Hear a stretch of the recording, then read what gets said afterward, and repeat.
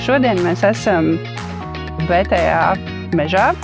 Tas ir mūsu BTA projekts, ar kuru mēs varam lepoties. Projektu mēs aizsākām 2022. gadā, kad sastādījām 15,000 eglītes.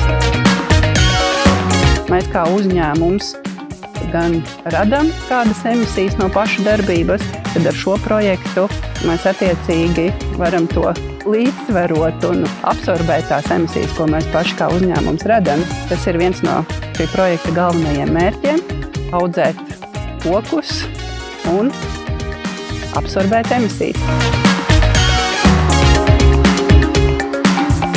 Šodien esam ieradušies īpašumā Rūķīši, kas ir BTA ilgtspējas mežs, un veicam meža aizsardzības darbus. Meža aizsardzības darbus mēs veicam jau 3. gadu šeit. Tas, ko mēs darām, aizsargājam pašu galveno galotnīti, šādi no apakšas uz augšu mazliet glaudam galotnītes.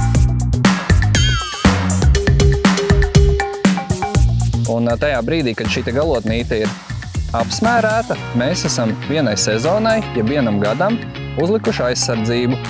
Aizsardzība ir jāveic, tāpēc, ka meža zvēriem šīs galotnītes ļoti patīk un garšo.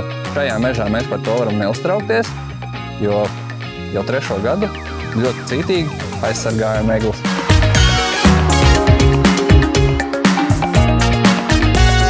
BTA ir unikāls ar to, ka mums ir pašiem savs mežs. Mēs paši par to rūpējamies un ne tikai iestādām, bet arī audzējam šos kokus ilgtermiņā.